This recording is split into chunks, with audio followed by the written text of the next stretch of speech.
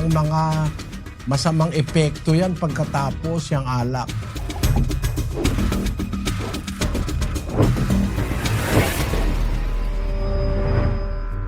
Hindi naman kasalanan na mag-usap ukol sa Diyos. Pero bilang respeto sa Diyos, palagay ko hindi dapat pinag-uusapan ang Diyos under the influence of liquor o sa ilalim ng impluensya ng alak.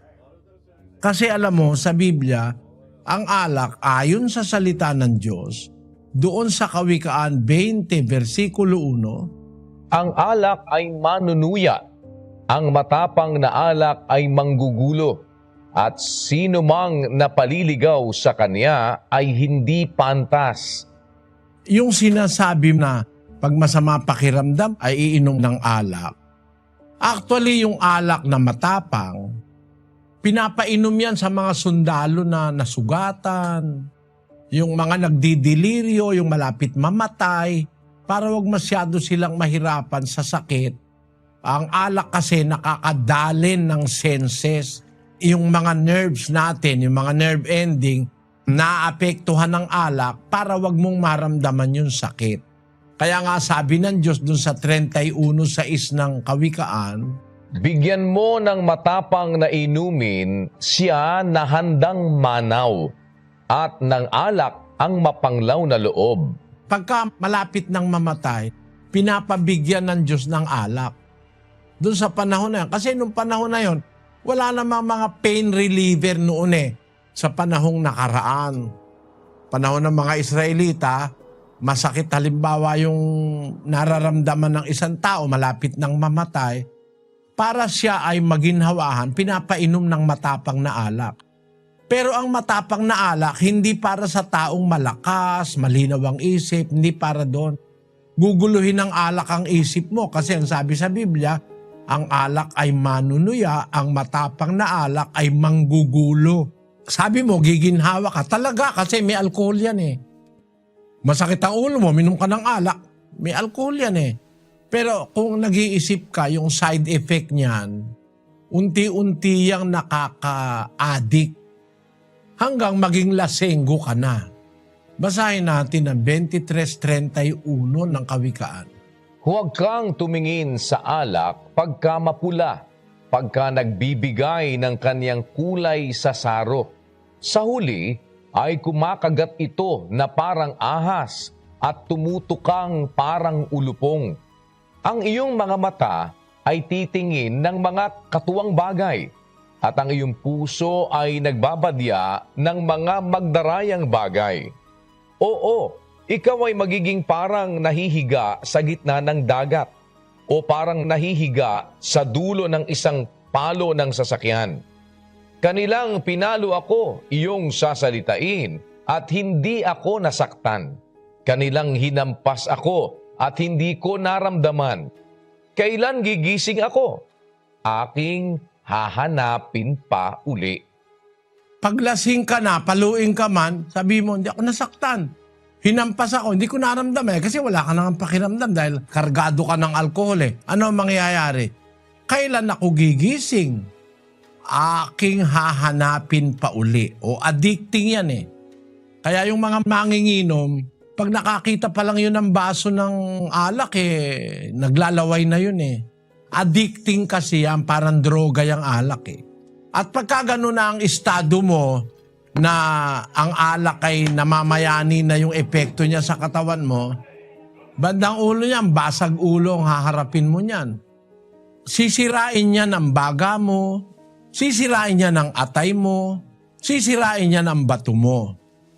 Imbis mabuhay ka ng 50, siguro hanggang 40 ka lang, patay ka na. Pagka talagang addicted ka na dyan sa alak. Alam mo, yung alak lagi kanyang aanyayahan Aanyayahan kanyan.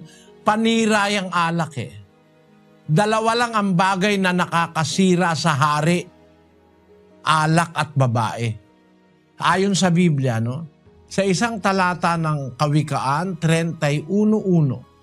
Ang mga salita ng Haring Lemuel, ang sanggunian na itinuro sa kanya ng kanyang ina. Ano anak ko?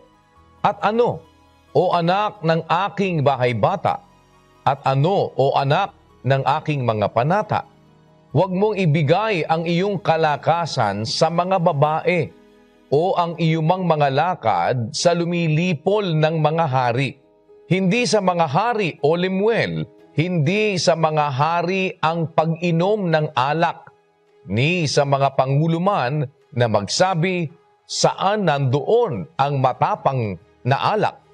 Si Haring Lemuel, sinabihan na nanay niya, huwag mong ibigay ang iyong kalakasan sa mga lumilipol sa mga hari.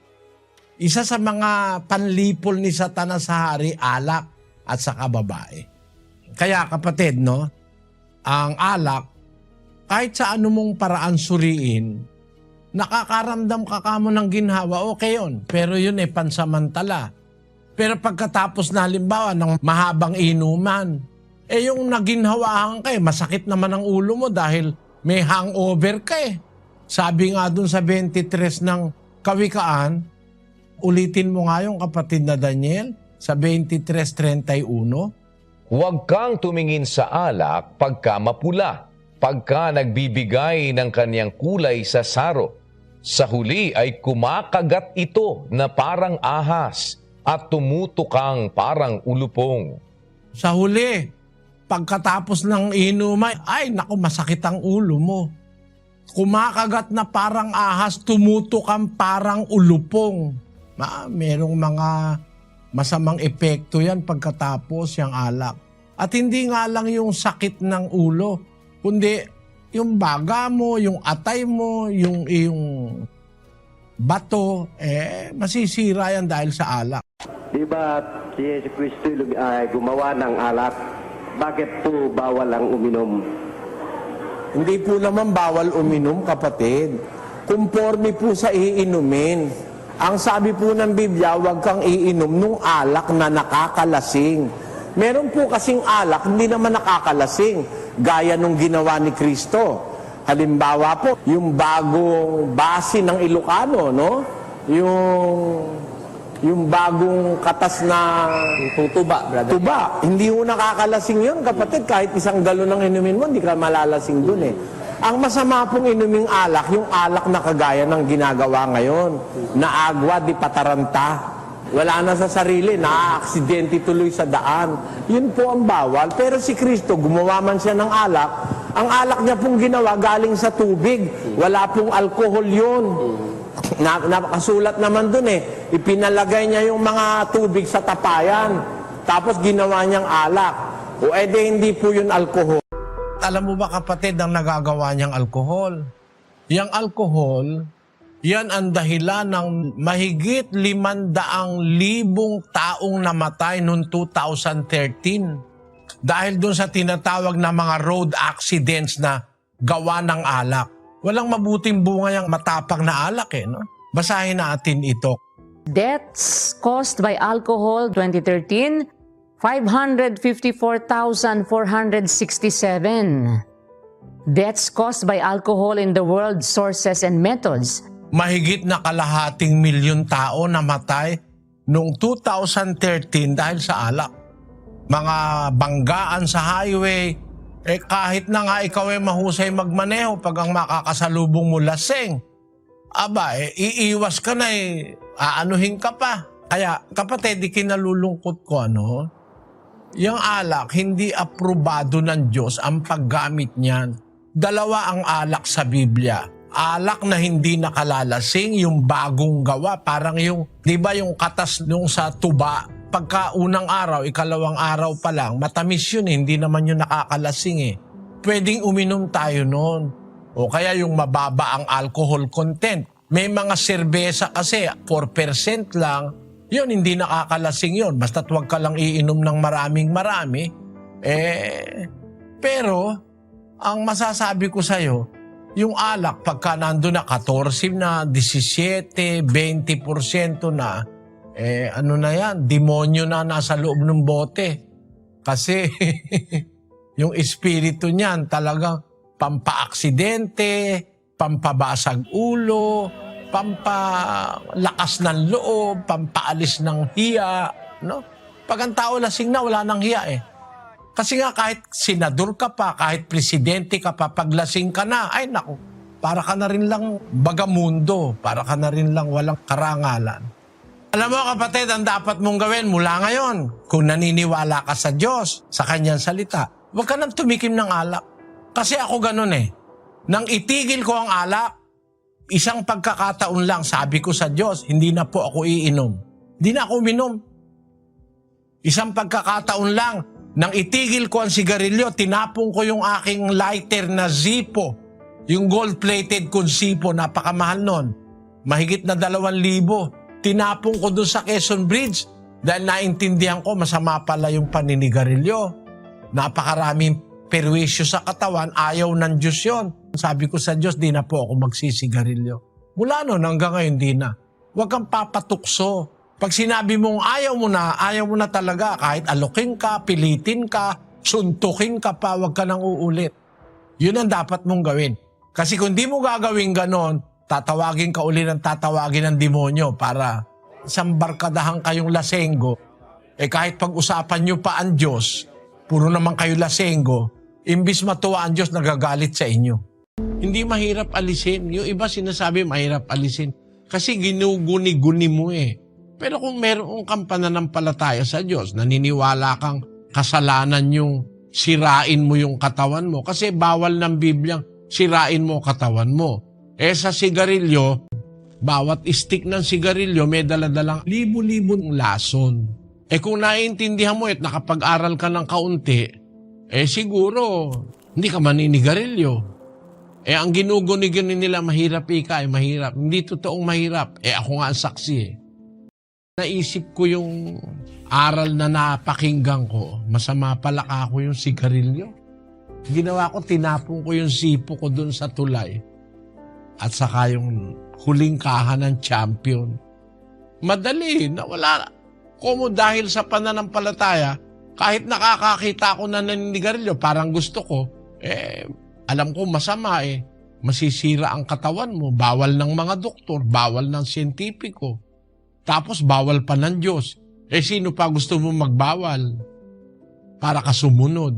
Yung mga ibang sinasabi, mahirap daw alisin. Kung may pananampalataya ka, maiiwan mo talaga yung sigarilyo na yan. Ngayon nga, pag nakaamoy ako sigarilyo, naiinis ako Tamo, kasi sa mga public places, bawal manigarilyo. Kasi nakaka-apekto rin doon sa hindi naninigarilyo Kung ba, mahal nyo, pamilya nyo, huwag kayo manigarilyo sa bahay nyo. O huwag ka na talagang manigarilyo kasi makaka-apekto yung second-hand smoking. Alam mo na ngang masisira ang katawan mo. Maninigarilyo ka pa. Para kang nagpapakamatay. Anong tawag mo ron? Walang pagmamalasakit sa sarili at saka sa kapwa. Kaya, ang isang Kristiyano na nakakaintindi ng aral ng Diyos, hindi ka mahihirapang iwan yung bisyo. Hindi ka naman ipinanganak na may isang kaha ka na agad na Philip Morris. Wala naman Hindi naman pagkalabas mo sa bahay, bata meron ka na agad bit na tanduay. Wala nun. Yan, mga napagkukuha lang natin yan sa mga taong hindi kumikilala sa Diyos. Bawal kasi ng Diyos yung gaya niyang mga bisyo na yan Gaya niyang droga. Ano ba ginagawa ng droga ngayon? Di ba sirain ang ulo mo? Di ba nasisira ang ulo? Scientifically, nagkakaroon ng damage sa brain. Spiritually, nawawalan ka na ng takot pagka under drugs ka na. Di ka na takot mamatay, di ka na takot pumatay, wala ka ng pagkilala sa magulang, pati sa mahal mo sa buhay. Biro mo yung isang drug addict, naka-drugs, yung anak niya iyak ng iyak. Ang ginawa, binuhat yung anak, inilagay doon sa kumukulong sinaing. Alam mo na pag umipekto at na-addict ka na dyan, ang mangyayari sa'yo, masisira utak mo. Dahil lang doon sa pleasure nun laman parang high, masarap daw ang pakiramdam. Kahit ano pang sarap yun, hindi ko maatim na ang anak ko, ilagay ko sa kumukulong sinaing. Na pag ayaw kang bigyan ng pera, pati nanay mo, papatayin mo, pati tatay mo. Mga miyembro sa iglesia ngayon, dating drug addicts. Pero nung makakilala sa Diyos, tumigil. Completely tumigil. Ngayon, matitinong tao, mabubuting asawa at mabubuting magulang sa kanilang mga anak. Kasi kung sumasampalataya ka, hindi napakahirap alisin niyang bisyo. Gamitin mo lang ang utak mo at yung takot mo sa Diyos. Ba't ka magda-drugs? Ano gagawin buti sa'yo? Alam na alam mo na yung mga nagda-drugs nawawala sa sarili. Tumatalon sa building dahil akala niya, pakiramdam niya, siya si Superman o kaya si Spiderman. Tumalon, 14 palapag. O ano nangyari sa'yo, di ba? Kaya kung may takot ka sa Diyos at gumagamit ka ng kaunting isip lang, hindi ka magda-drugs. Ni subukin mo, hindi ka magda-drugs. Madaling maalis yan, kapatid.